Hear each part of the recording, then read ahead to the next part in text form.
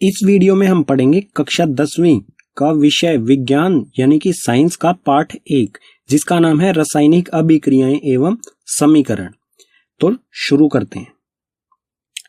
तो इस पाठ में सबसे पहला विषय आता है हमारा रासायनिक अभिक्रिया। रासायनिक अभिक्रिया क्या होती है? जब दो या दो से अधिक पदार्थ मिलकर एक या एक से अधिक नए गुणधर्म वाले पदार्थों का निर्माण करते हैं तो उसे रासायनिक अभिक्रिया कहा जाता है।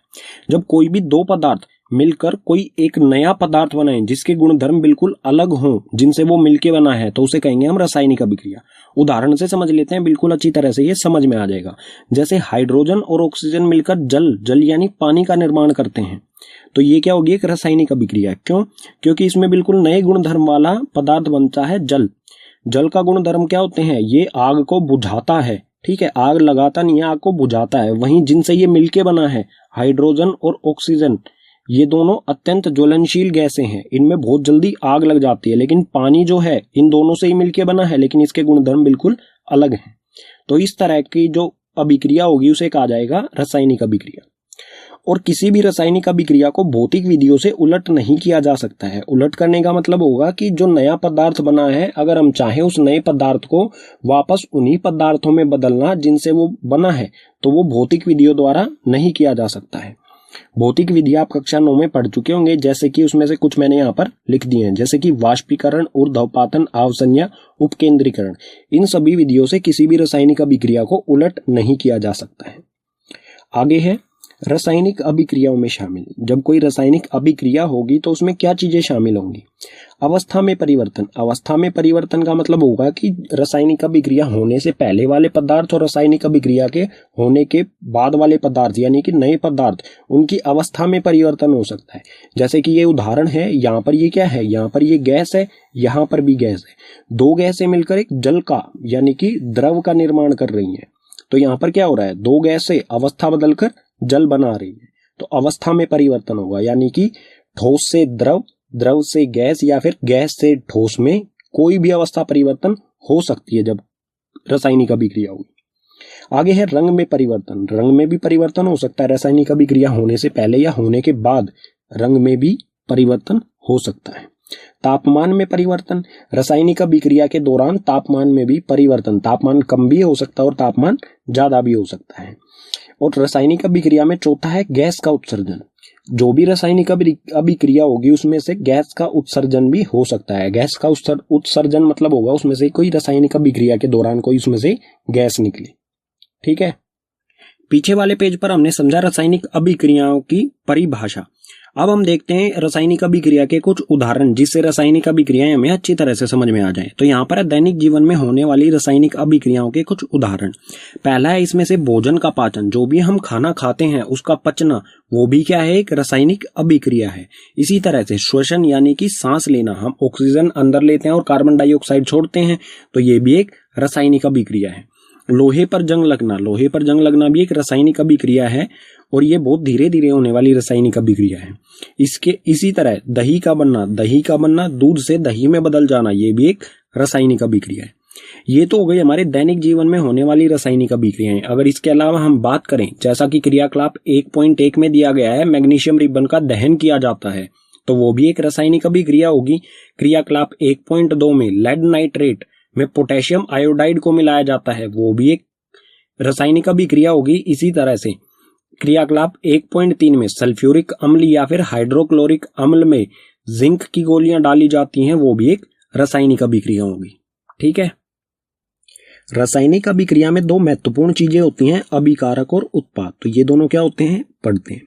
अभिकारक ऐसे पदार्थ जो किसी रासायनिक अभिक्रिया में भाग या फिर हिस्सा लेते हैं, उसे अभिकारक कहा जाएगा। और उत्पाद ऐसे पदार्थ जिनका निर्माण रासायनिक अभिक्रिया में होता है, उसे कहेंगे उत्पादी। उत्पाद यानी कि जो नया पदार्थ बनता है, नए गुणधर्म वाला पदार्थ बनता है, वो होगा उत्पाद। और जिनसे मिलके बनता है उसे कहेंगे हम अभिकारक, ठीक है। उदाहरण की सहायता से इन्हें बिल्कुल अच्छी तरह से समझ लेते हैं, अभिकारक और उत्पाद। उदाहरण ले रखा है हमने यहाँ पर, हाइड्रोजन और ऑक्सीजन मिलकर जल यानी पानी का निर्माण करते हैं। तो यहाँ पर हमें देखना है नया जो पदार्थ है वो कौन सा है। तो नया पदार्थ क्या है? किसका निर्माण हुआ? यहाँ पर जल का, बिल्कुल नए गुणधर्म वाला पदार्थ है जल, तो ये होगा उत्पाद। और जिनसे मिलके बना है वो होंगे अभिकारक। किन किन से मिलके बना है? ये हाइड्रोजन से और ऑक्सीजन से, ये दोनों होंगे अभिकारक। ठीक है, अगला विषय है हमारा रासायनिक समीकरण। रासायनिक समीकरण क्या होता है और इसे किस तरह से लिखा जाता है? तो रासायनिक अभिक्रिया, जो भी रासायनिक अभिक्रिया होती है उसको रासायनिक समीकरण के द्वारा निरूपित किया जाता है, या फिर कह सकते हैं दर्शाया जा सकता है। ठीक है, और रासायनिक समीकरण में, रासायनिक समीकरण के अभिकारक और उत्पादों में, चाहे वो अभिकारक हो चाहे उत्पाद हो, उसमें क्या होता है, पदार्थ के प्रतीकों का इस्तेमाल किया जाता है। जो भी पदार्थ के प्रतीक होंगे उनका इस्तेमाल किया जाता है। पदार्थ के प्रतीकों का मतलब क्या होगा, जैसे अगर ऑक्सीजन है तो उसका प्रतीक क्या होता है, O। नाइट्रोजन है तो उसका प्रतीक होता है N। अगर लोहा है, आयरन जिसे कहते हैं इंग्लिश में, उसका प्रतीक है Fe। तो इन प्रतीकों का इस्तेमाल किया जाएगा, और प्रतीकों को हम सूत्र भी कह सकते हैं। और प्रतीकों के साथ उनकी भौतिक अवस्था को भी दर्शाया जाता है। भौतिक अवस्था यानी कि वो ठोस हैं, द्रव हैं, गैस हैं, या फिर जलीय विलयन है। तो ठोस के लिए हम लिखेंगे S, द्रव के लिए लिखा जाएगा L, लिक्विड होता है। ठीक है, इसे इंग्लिश की फॉर्म में लिखा जाता है। ठोस को कहा जाता है सॉलिड, तो उसके लिए हम लिखेंगे S। द्रव को कहा जाता है लिक्विड, तो L। गैस को गैस ही कहते हैं, तो G। और एक्वस यानी कि जलीय विलयन, ऐसा विलयन जो जल के अंदर बना है, ऐसा। ठीक है, जो जल के अंदर बनता है उसे लिखेंगे हम AQ, यानी एक्वस। इसे इंग्लिश में एक्वस कहा जाता है। तो उदाहरण ले लेते हैं इसका अच्छी तरह से समझने के लिए। उदाहरण ले रहे हैं हम यहाँ पर क्रियाकलाप 1.1 से। मैग्नीशियम रिबन को वायु या फिर कह सकते हैं ऑक्सीजन में दहन कर मैग्नीशियम ऑक्साइड बनाना। क्रियाकलाप 1 में मैग्नीशियम रिबन को दहन किया जाता है वायु की मौजूदगी में। वायु की जगह हम क्या कहेंगे, ऑक्सीजन, क्योंकि यही गैस होती है जो किसी भी दहन का कारण होती है। अगर ऑक्सीजन नहीं होगी तो दहन नहीं होगा। तो उत्तरदायी, दहन के लिए उत्तरदायी गैस होती है ऑक्सीजन, तो वायु की जगह हम कहेंगे ऑक्सीजन। तो यहां पर हमें सबसे पहले पहचानना है अभिकारक क्या है। ठीक है, नया पदार्थ क्या बनता है यहां पर, मैग्नीशियम ऑक्साइड। मतलब ये क्या है, ये है उत्पाद। ठीक है, ये लिख देते हैं यहां पर उत्पाद। जिनसे ये मिलके बना है वो होंगे अभिकारक। तो ये किससे मिलके बना है, मैग्नीशियम से और ऑक्सीजन से। तो ये दोनों क्या होंगे, अभिकारक। ठीक है, तो इसको सूत्र के द्वारा किस तरह से दर्शाया जाता है वो बताने जा रहा हूं मैं। सबसे पहले मैग्नीशियम का प्रतीक क्या होता है, Mg। ठीक है, और ऑक्सीजन का प्रतीक क्या होता है, O2 लिखेंगे हम यहां पर, क्योंकि ऑक्सीजन के 2 एटम इकट्ठे रहते हैं हमेशा। और जो भी अभिकारक हैं, अगर एक अभिकारक है तो कोई बात नहीं, अगर 2 हैं या 2 से ज्यादा हैं तो सभी के बीच में जमा का निशान लगाएंगे। तो मैग्नीशियम जमा में ऑक्सीजन, ये मैग्नीशियम ये ऑक्सीजन। अभिकारक हमारे हो गए पूरे। अब लगाएंगे एक तीर का निशान। ठीक है, तीर का निशान जो है ये रासायनिक अभिक्रिया को दर्शाता है कि यहां पर इन दोनों में मिलकर रासायनिक अभिक्रिया की और उत्पाद इसके सिर की तरफ होता है। ठीक है, तीर के सिर की तरफ उत्पाद क्या बना, मैग्नीशियम ऑक्साइड। मैग्नीशियम ऑक्साइड का सूत्र होता है MgO। तो ये हो गया हमारा रासायनिक समीकरण। और जो तीर होता है इसकी पूंछ, ये पूंछ है, ये जो पूंछ है इसकी तरफ होते हैं अभिकारक। ठीक है, और इसके सिर की तरफ होते हैं उत्पाद। अगर एक से ज्यादा उत्पाद आता है तो उनके बीच में भी जमा का निशान आएगा। जैसे यहां पर हमने जमा किया है, ऐसे ही अगर एक से ज्यादा उत्पाद आते हैं तो उसमें भी सबके बीच में जमा का निशान आएगा। लेकिन ये जो रासायनिक समीकरण है ये संतुलित नहीं है। संतुलित का मतलब क्या होगा, यहां पर ऑक्सीजन के कितने एटम है, 2, लेकिन यहां पर सिर्फ एक ही है। ठीक है, यहां पर कुछ भी नहीं लिखा हुआ ऑक्सीजन के, तो यहां पर एक ही है। दोनों तरफ बराबर होने चाहिए।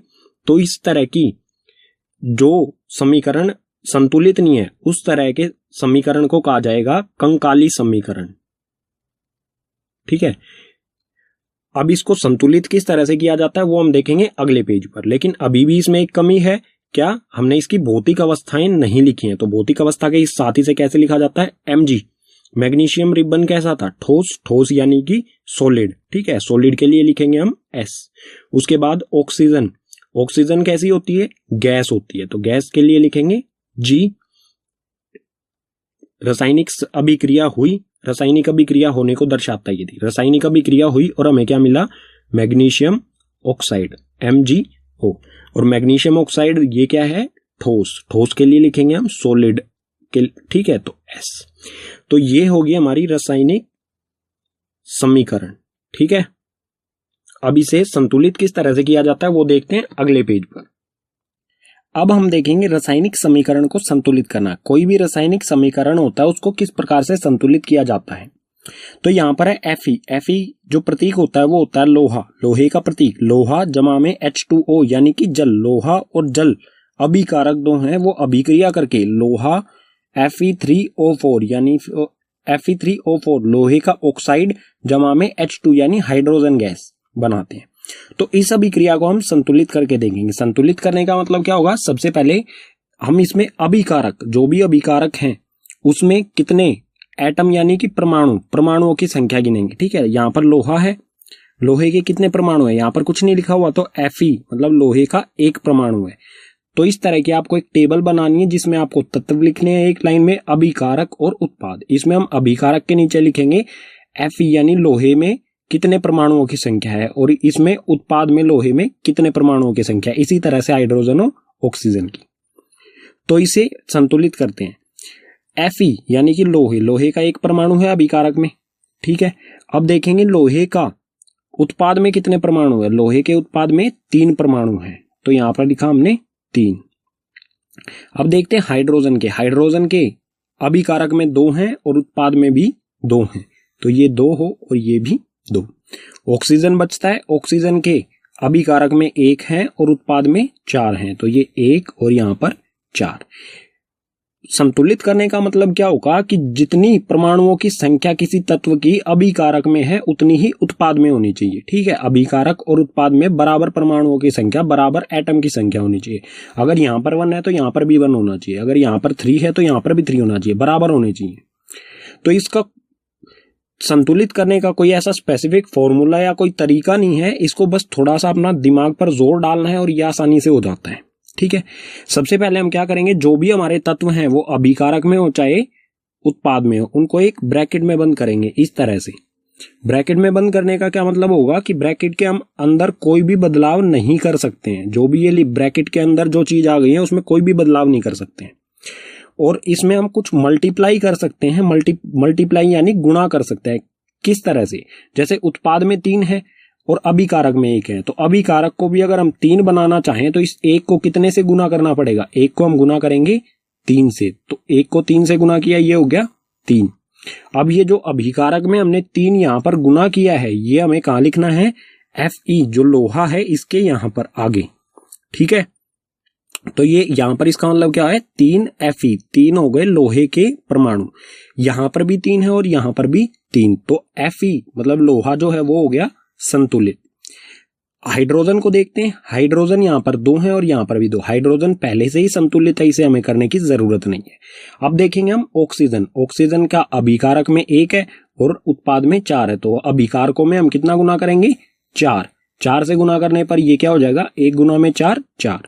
तो अब क्या करोगे आप, हाइड्रोजन मतलब हाइड्रोजन और ऑक्सीजन, ऑक्सीजन के पहले यहां तो आप लिख नहीं सकते बीच में 4, आपको लिखना पड़ेगा 4 यहां पर, और यहां पर 4 लिखने का मतलब क्या होगा, 4 दूनी 8, 8 तो यहां पर हाइड्रोजन के हो जाएंगे और 4 ऑक्सीजन का 1 है, तो 4 एकम 4 ऑक्सीजन के हो जाएंगे 4, ठीक है। मतलब ये 4 जो हमने गुना किया है ये पूरे में हाइड्रोजन और ऑक्सीजन दोनों में गुना हुआ है, तो यहां पर भी ये 4 यहां पर गुना करूंगा मैं, तो हो गए 8। इससे ऑक्सीजन तो हमारा संतुलित हो जाता है, ऑक्सीजन के तो हो गए 4, लेकिन इससे हाइड्रोजन जो था वो असंतुलित हो गया, तो हाइड्रोजन को भी देखते हैं। अब इस तरफ तो हम अभिकारकों में तो हम कोई बदलाव कर नहीं सकते हैं क्योंकि हम दोनों के आगे लगा चुके हैं पहले ही। तो दूसरी तरफ देखते हैं, दूसरी तरफ में हमें हाइड्रोजन को करना है उत्पाद, तो यहां पर आएंगे, यहां पर हम कितने से गुना करें कि ये 8 हो जाए, 2 को हम कितने से गुना करें कि 8 हो जाए, तो करेंगे 4 से गुना, तो ये हो गया 8, तो यहां हम लिखेंगे 4। तो ये हो गई संतुलित अभिक्रिया, जहां पर दोनों तरफ अभिकारकों में और उत्पादों में दोनों तरफ बराबर परमाणुओं की संख्या है, 3 3 8 8 और 4 4, सभी के, लोहे के, हाइड्रोजन के और ऑक्सीजन के, सभी हो गए संतुलित। लेकिन अभी भी ये प्रॉपर एक अच्छी तरह से लिखी गई समीकरण नहीं है क्योंकि इसमें भौतिक अवस्थाएं हमने नहीं लिखी हैं, तो इसे भौतिक अवस्थाओं के साथ लिखेंगे इस तरह से 3 Fe। अब ब्रैकेट हमें हटा देना है, Fe क्या है, लोहा क्या होता है, ठोस, ठोस यानी कि सॉलिड, S से सॉलिड हो गया, ठीक है, ये हो गया सॉलिड। जमा में 4 H2O। H2O क्या होता है? जल। जल जो होता है वो होता है द्रव यानी कि लिक्विड, L फॉर लिक्विड। अभिक्रिया हुई और ये बना Fe3O4 जो कि एक ठोस होता है। ठीक है, ठोस यानी सॉलिड। जमा में 4H2 हाइड्रोजन जो कि एक गैस होती है। तो इस तरह की यह अभिक्रिया होगी जो संतुलित होगी। हमें इसको इस तरह से बनाना है। तो एक और उदाहरण देख लेते हैं हम, जो क्रियाकलाप 1.1 से है। मैग्नीशियम रिबन को ऑक्सीजन की उपस्थिति में जलाया जाता है, तो वो है Mg जमा में O2। अभिक्रिया करके क्या बनाता है? ये मैग्नीशियम ऑक्साइड MgO। तो ऊपर वाली जो समीकरण था, ऊपर वाला समीकरण, इसमें तो थोड़ा सा हमें मुश्किल पड़ा, लेकिन ये बिल्कुल आसानी से हो जाएगा। कुछ ऐसे समीकरण होते हैं जो बिल्कुल आसानी से हो जाते हैं, कुछ में थोड़ा सा ज्यादा कैलकुलेशन करनी पड़ती है। इसके लिए हमें टेबल बनाने की भी जरूरत नहीं पड़ेगी। किस तरह से? Mg यहां पर एक है, यहां पर भी एक है, मतलब अभिकारक में भी एक और उत्पाद में भी एक। ऑक्सीजन तो Mg तो संतुलित है। ऑक्सीजन यहां पर 2 है, यहां पर अकेला है। तो हम क्या करेंगे? यहां पर 2 लगा देंगे। मतलब 2 लगाने से क्या हुआ? यहां पर मैग्नीशियम के भी 2 हो गए और ऑक्सीजन के भी 2 हो गए।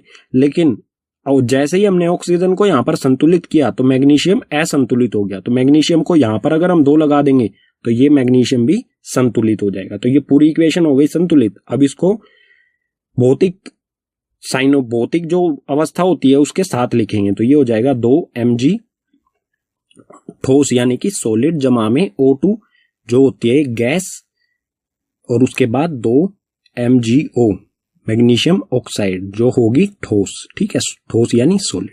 तो इस तरह से किसी भी रासायनिक समीकरण को संतुलित किया जाता है। आप जितना अध्ययन यानी प्रैक्टिस करोगे उतना ही ये आपके लिए आसान होता जाएगा। पीछे वाले पेज पर हमने रासायनिक समीकरण को संतुलित किया था। अब हम देखते हैं रासायनिक समीकरण को संतुलित करना क्यों आवश्यक है।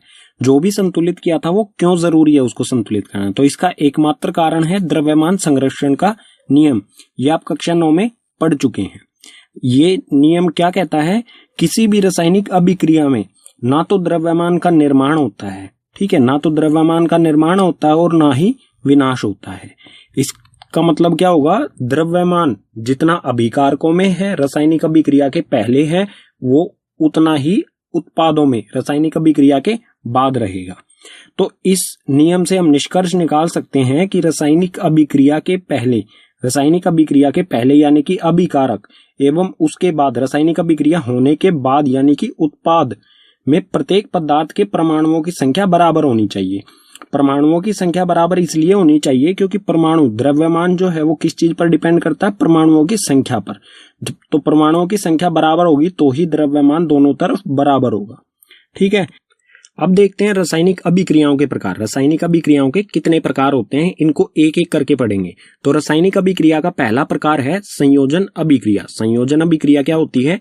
इस अभिक्रिया में 2 या 2 से अधिक अभिकारक मिलकर एक उत्पाद बनाएं, एक या फिर अकेला उत्पाद बनाएं, तो उसे कहा जाएगा संयोजन अभिक्रिया। अभिकारक तो 2 या 2 से ज्यादा भी हो सकते हैं, लेकिन उत्पाद हमेशा एक ही बने, ऐसी अभिक्रिया को संयोजन अभिक्रिया कहा जाएगा।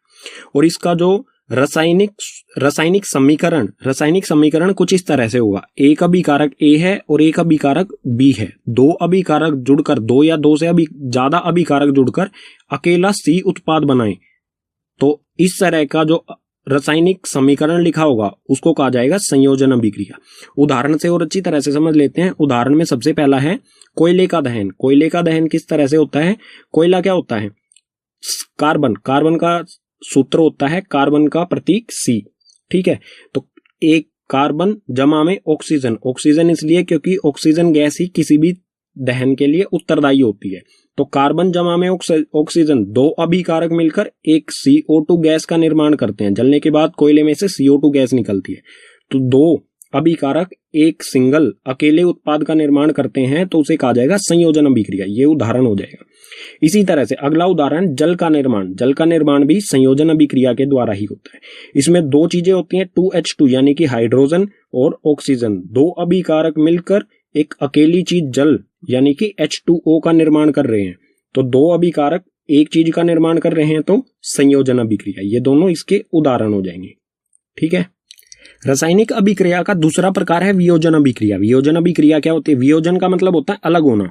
तो ये अभिक्रिया क्या होती है? एक अभिकारक टूटकर दो या दो से अधिक उत्पादों में बदल जाए तो उसे वियोजन अभिक्रिया कहा जाएगा। मतलब कोई एक अभिकारक, जैसे कि हमारा ए कोई एक अभिकारक है, इसको गर्म किया जाएगा तो ये दो बी और सी उत्पाद में बदल जाना, मतलब कोई एक अभिकारक दो चीजों में बट जाए, अलग अलग हो जाए, तो उसे कहेंगे हम वियोजन अभिक्रिया। वियोजन का मतलब ही होता है अलग होना। तो ए यहाँ पर अलग अलग दो हिस्सों में बट गया, बी और सी में, ठीक है। और ये वियोजन अभिक्रिया ये तीन प्रकार से होती है: ऊष्मीय वियोजन, वैद्युत वियोजन और प्रकाशीय वियोजन। इन तीनों के बारे में अगले पेज पर उदाहरण सहित पढ़ते हैं बिल्कुल अच्छी तरह से। तो वियोजन अभिक्रिया का पहला प्रकार है ऊष्मीय वियोजन। ये क्या होता है? अभिकारक को ऊष्मा द्वारा अलग किया जाता है, ठीक है। अभिकारक को ऊष्मा या फिर कह सकते हैं हम गर्मी द्वारा तापमान बढ़ाकर अलग किया जाता है। उदाहरण देख लेते हैं, इसका अच्छी तरह से हमें समझ में आ जाएगा। तो यहाँ पर है CaCO3 यानी कैल्शियम कार्बोनेट। कैल्शियम कार्बोनेट जो कि एक ठोस होता है, जब इसको गर्म किया जाएगा, इसको ऊष्मा प्रदान की जाएगी, इसका तापमान बढ़ाया जाएगा, तो ये दो चीजों में CaO कैल्शियम ऑक्साइड और CO2 दो उत्पादों में बदल जाएगा। तो कोई एक अभिकारक ऊष्मा द्वारा दो उत्पादों में बदल जाए तो उसे कहेंगे हम ऊष्मीय वियोजन। ऊष्मा का मतलब ये होता है गर्मी, तो ऐसा वियोजन जो गर्मी के द्वारा किया जाए, ठीक है। वियोजन अभिक्रिया का दूसरा प्रकार है वैद्युत वियोजन। वैद्युत वियोजन क्या होता है? विद्युत धारा के प्रवाहित होने के कारण होने वाला वियोजन। तो इसमें विद्युत यानी कि बिजली इसमें से गुजारी जाती है, तो वो दो अलग चीजों में बट जाए तो उसे कहा जाएगा वैद्युत वियोजन। जैसे उदाहरण ले लेते हैं इसका, यहाँ पर हमारे पास है 2H2O यानी कि पानी, ठीक है, जल जो कि एक लिक्विड है, उसमें से जब विद्युत धारा गुजारी जाएगी तो वो दो अलग अलग गैसेज में बदल जाएगा, हाइड्रोजन में और ऑक्सीजन में।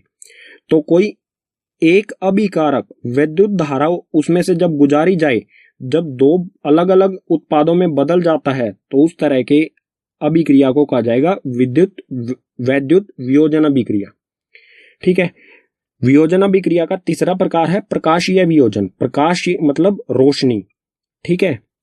तो ये क्या होता है? सूर्य के प्रकाश की उपस्थिति में होने वाला वियोजन। ऐसा वियोजन जो सूर्य के प्रकाश की वजह से होता है, ठीक है।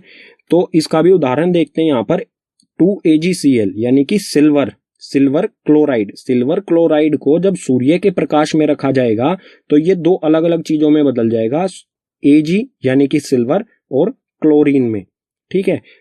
तो ऐसा वियोजन जिसमें कोई एक अभिकारक को सूर्य के प्रकाश में रखने से वो दो अलग अलग चीजों में बदल जाए तो उसे कहा जाएगा प्रकाशीय वियोजन। और ये जो अभिक्रिया है प्रकाशीय वियोजन की, सिल्वर क्लोराइड को अलग अलग करना, इसका उपयोग किया जाता है श्याम श्वेत फोटोग्राफी यानी ब्लैक एंड व्हाइट फोटोग्राफी में इसका इस्तेमाल किया जाता है। ये महत्वपूर्ण है, कई बार आपसे एग्जाम में पूछी गई है, ठीक है। रासायनिक अभिक्रिया का तीसरा प्रकार है विस्थापन अभिक्रिया। विस्थापन अभिक्रिया क्या होती है? इस अभिक्रिया में अधिक क्रियाशील तत्व कम क्रियाशील तत्व को उसके यौगिक से विस्थापित कर देता है। मतलब कोई ज्यादा क्रियाशील तत्व है, वो कम क्रियाशील तत्व को कम क्रियाशील के यौगिक में से ही उसको विस्थापित कर देता है। उदाहरण से बिल्कुल अच्छी तरह से इसे समझते हैं। तो उदाहरण है यहाँ पर Fe जमा में CuSO4, मतलब Fe होता है लोहा, CuSO4 होता है कॉपर सल्फेट। इसके नीचे मैंने लिख दिए, इनको आप पढ़ सकते हैं। तो आयरन और कॉपर सल्फेट अभिक्रिया करके, ये दोनों अभिकारक अभिक्रिया करके क्या बनाते हैं? FeSO4 लोहे का सल्फेट जमा में कॉपर यहां से अलग हो जाता है। तो इस इक्वेशन को आप देखेंगे, इस समीकरण को आप देखेंगे तो यहाँ पर कॉपर सल्फेट का जो यौगिक है, ये अभिक्रिया होने के बाद क्या हो जाता है? लोहे का सल्फेट, ठीक है। मतलब ये कॉपर जो है, लोहा कॉपर से ज्यादा क्रियाशील होता है, तो ये ज्यादा क्रियाशील तत्व ने कॉपर को उसी के यौगिक कॉपर सल्फेट में से उसको अलग कर दिया है, ठीक है, उसे विस्थापित कर दिया है, अलग निकाल दिया है। तो सल्फेट के साथ यहाँ पर लोहा आ जाता है कॉपर की जगह और कॉपर हो जाता है बिल्कुल अलग। तो इसी के कॉपर को इसी के यौगिक कॉपर सल्फेट में से अलग कर दिया जाता है। तो इस तरह की जो अभिक्रिया होगी उसे कहा जाएगा विस्थापन अभिक्रिया। रासायनिक अभिक्रियाओं का चौथा प्रकार है द्विविस्थापन अभिक्रिया। द्विविस्थापन अभिक्रिया क्या होती है? इस अभिक्रिया में उत्पादों के निर्माण दो यौगिकों के बीच आयनों के आयनों के आदान प्रदान से होता है। आयन्स होते हैं, उस पर चार्ज कितना है, जमा का धनात्मक चार्ज है या ऋणात्मक। ठीक है, तो इसका उदाहरण देख लेते हैं, इसे अच्छी तरह से समझ लेंगे। यहां पर उदाहरण में है Na2SO4, यानी कि Na जो साइन होता है ये होता है सोडियम और सल्फेट, सोडियम सल्फेट जमा में BaCl बैरियम क्लोराइड, अभिक्रिया करके ये बनाते हैं बैरियम सल्फेट और सोडियम क्लोराइड। नीचे मैंने इनके नाम लिख दिए हैं। ठीक है, तो इसमें आप देखेंगे कि जो सल्फेट यहाँ पर सोडियम के साथ है, सल्फेट और सोडियम साथ साथ है, लेकिन जब अभिक्रिया हो जाएगी तो ये सल्फेट जो है ये बैरियम के साथ जुड़ जाएगा। ठीक है, ये दोनों आपस में जुड़ जाएंगे अभिक्रिया के बाद। तो यहां पर आप देखो BaSO4, ठीक है, और जो सोडियम है Na, ये Na और Cl क्लोरीन, सोडियम और क्लोरीन जुड़कर NaCl का निर्माण करेंगे। तो यहां पर क्या हुआ, जो द्विविस्थापन मतलब बैरियम ने सोडियम को सल्फेट में से विस्थापित कर दिया और सोडियम ने क्लोरीन में से बैरियम को विस्थापित कर दिया। तो दोनों जगह विस्थापन हुआ है, इसलिए इसका नाम लिखा गया है द्विविस्थापन, क्योंकि इसमें दो विस्थापन हो रहे हैं। ठीक है, अब आयनों की बात आती है, आयनों के बीच किस तरह से आदान प्रदान हुआ वो देखते हैं। बैरियम जो होता है Ba, उस पर चार्ज होता है 2 जमा, धनात्मक 2 चार्ज होता है, धनात्मक मतलब जमा।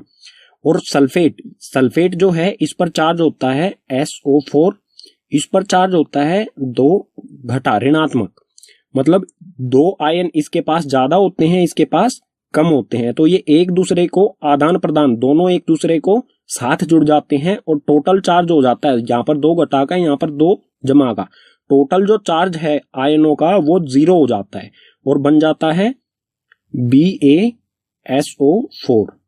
ठीक है, और ये जो BaSO4 होता है, BaSO4 सफेद अविल्य अवशेप का निर्माण करता है। अविल्य अवशेप वो होता है जो जल के अंदर बनता है, लेकिन जल के अंदर वो अघुलनशील होता है।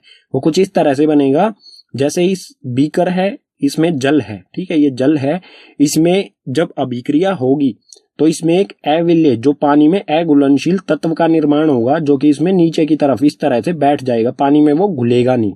ठीक है, तो ये नीचे जो सफेद कलर का आपको दिखाई दिया है, इस तरह का कुछ बैरियम सल्फेट बनेगा। ठीक है, रासायनिक अभिक्रियाओं का 5वां प्रकार है उपचयन और अपचयन। दोनों मिलते जुलते शब्द हैं, तो अच्छी तरह से इन्हें पढ़ें। उपचयन और अपचयन। उपचयन क्या होता है, पदार्थ में ऑक्सीजन की वृद्धि होना, या तो पदार्थ में ऑक्सीजन की वृद्धि हो अभिक्रिया के दौरान, या फिर हाइड्रोजन का ह्रास हो। ठीक है, यहां पर रह की मात्रा आएगी, हाइड्रोजन का ह्रास यानी हाइड्रोजन की कमी हो, दोनों कंडीशन में उपचयन कहा जाएगा उसे। ठीक है, अपचयन क्या होता है, बिल्कुल उपचयन का उल्टा अपचयन होता है। अपचयन में पदार्थ में हाइड्रोजन की वृद्धि यानी हाइड्रोजन अगर जुड़ जाए, या फिर ऑक्सीजन का ह्रास यानी कि ऑक्सीजन उसमें से हट जाए, तो उसे क्या कहा जाएगा, अपचयन। उदाहरण की सहायता से बिल्कुल अच्छी तरह से समझते हैं इसे। यहां पर ये उदाहरण है, कार्बन जमा में, ये है C, कार्बन जमा में ऑक्सीजन, कार्बन और ऑक्सीजन दोनों अभिक्रिया करके कार्बन डाइऑक्साइड CO2 का निर्माण करते हैं। तो यहां पर कार्बन अकेला है, इधर जाने पर इसमें क्या हो गया, ऑक्सीजन जुड़ गई, तो यहां कार्बन का क्या हुआ है, उपचयन। ठीक है, कोई भी एक चीज हो जाए, या तो ऑक्सीजन जुड़ जाए या हाइड्रोजन हट जाए, दोनों कंडीशन क्या होंगी, उपचयन। और अपचयन में क्या होगा, या तो हाइड्रोजन जुड़ जाए या ऑक्सीजन कम हो जाए, दोनों कंडीशन में क्या कहा जाएगा, अपचयन। एक और उदाहरण देख लेते हैं इसका, जैसे यहां पर हो रहा है CuO, कॉपर ऑक्साइड जमा में हाइड्रोजन, कॉपर ऑक्साइड और हाइड्रोजन अभिक्रिया करके जब इन दोनों को गर्म किया जाता है तो ये बनाते हैं कॉपर जमा में H2O यानी जल। तो यहां पर आप देख सकते हैं कॉपर में से ऑक्सीजन हट गई है, और ऑक्सीजन का हटना, ऑक्सीजन का ह्रास होना क्या होता है, अपचयन। तो यहां पर हुआ है अपचयन। ठीक है, और इसी तरह आप देखेंगे हाइड्रोजन, यहां पर अकेला हाइड्रोजन है, जब यह अभिक्रिया होने के बाद इसमें क्या हो जाता है, ऑक्सीजन जुड़ जाती है। तो ऑक्सीजन का जुड़ना क्या होता है, ऑक्सीजन में वृद्धि होना या ऑक्सीजन का जुड़ना उपचयन। ठीक है, तो इसमें हुआ है उपचयन। तो ऐसी कोई अभिक्रिया जिसमें अपचयन और उपचयन दोनों एक साथ ही हो जाएं, दोनों एक ही अभिक्रिया में हो रहे हैं, तो इस प्रकार की इस प्रकार के रासायनिक समीकरण को कहा जाता है रेडॉक्स। ठीक है, रेडॉक्स अभिक्रिया। पीछे वाले पेज पर पढ़ा हमने उपचयन और अपचयन। अब हम देखते हैं दैनिक जीवन में उपचयन अभिक्रियाओं के प्रभाव। दैनिक जीवन में उपचयन, उपचयन यानी कि ऑक्सीजन का जुड़ना, दैनिक जीवन में ऑक्सीजन के जुड़ने के क्या प्रभाव पड़ते हैं। तो सबसे पहले इसमें संक्षारण। संक्षारण क्या होता है? जब कोई धातु आर्द्रता यानी कि नमी, वायु, पानी, अम्ल आदि के संपर्क में आता है तो धातु संक्षारित हो जाता है। संक्षारित मतलब कमजोर होने लग जाता है जब इन सब चीजों के आर्द्रता, वायु और पानी, अम्ल आदि के संपर्क में आता है। इसे हम जंग लगना भी कह सकते हैं। उदाहरण देख लेते हैं, अच्छी तरह से हमें समझ में आ जाएगा। जैसे उदाहरण, लोहे पर जंग लगना। लोहा जब होता है वो पानी, इस पर पानी लगता रहे या हवा इससे टकराती रहे तो ये क्या होने, इस पे जंग लगने लगता है। काला लोहा जो होता है उसकी परत पर लाल लाल सा पाउडर बनने लग जाता है जो कि जंग होता है इसमें। ठीक है, तो लोहे पर जंग लगना भी संक्षारण का ही उदाहरण है। इसी तरह चांदी पर काली परत बनना, ये भी एक संक्षारण का ही उदाहरण है। तांबे पर हरी परत बनना। तांबे के बर्तन होते हैं, कुछ दिनों बाद अगर वो ऐसे ही रखे रहते हैं तो उनपे काली परत, हरी परत बनने लग जाती है, तो वो होता है तांबे का संक्षारण, यानी तांबे पर जंग लगना। और जो संक्षारण होता है इसके कारण धातु जो है वो कमजोर हो जाता है, और संक्षारण से बचने के लिए कोई भी धातु है उस पर हमें करना पड़ता है पेंट। ठीक है, पेंट किया जाता है संक्षारण से किसी भी धातु को बचाने के लिए। तो आपके घर में जो भी लोहे की वस्तुएं होंगी, गेट या फिर जो भी है, उस पर पेंट किया जाता है। ठीक है, दूसरा उपचयन अभिक्रियाओं का प्रभाव है विक्रगंधिता। विक्रगंधिता क्या होता है? वसा युक्त और तैलीय खाद्य सामग्री, जो भी हमारा खाना होता है जिसमें वसा हो या फिर तेल से बना हुआ खाना जो होता है, वो वायु के संपर्क में आने पर उपचयित हो जाते हैं। उपचयित होने का मतलब क्या होगा? वायु से वो अभिक्रिया कर लेता है लंबे समय तक। जब वायु के संपर्क में रहेगा तो वो वायु के साथ अभिक्रिया कर लेता है, और उपचयित यानी कि ऑक्सीजन उसके साथ जुड़ जाती है, जिससे उनके स्वाद और गंध में परिवर्तन हो जाता है। जब लंबे समय तक खाना रखा रहता है उसका स्वाद बिल्कुल बदल जाता है। ठीक है, और उसमें से गंध यानी कि बदबू आने लग जाती है, खाने लायक नहीं रहता है वो। ठीक है, और विक्रगंधिता से बचने के लिए क्या किया जाता है? जैसे चिप्स पैकेट्स आते हैं, चिप्स जो होते हैं तेल में तले हुए होते हैं, तो चिप्स पैकेट्स जो होते हैं उसमें बहुत समय तक वो रहते हैं पैकेट्स में, तो वो उपचयित क्यों नहीं होते हैं? क्योंकि पैकेट्स जो होते हैं, चिप्स के पैकेट्स, उसमें गैस डाली जाती है जिसके कारण वो फूले रहते हैं। उस गैस का नाम है नाइट्रोजन। नाइट्रोजन गैस जो है वो उपचयित होने से बचाती है किसी भी खाद्य सामग्री को।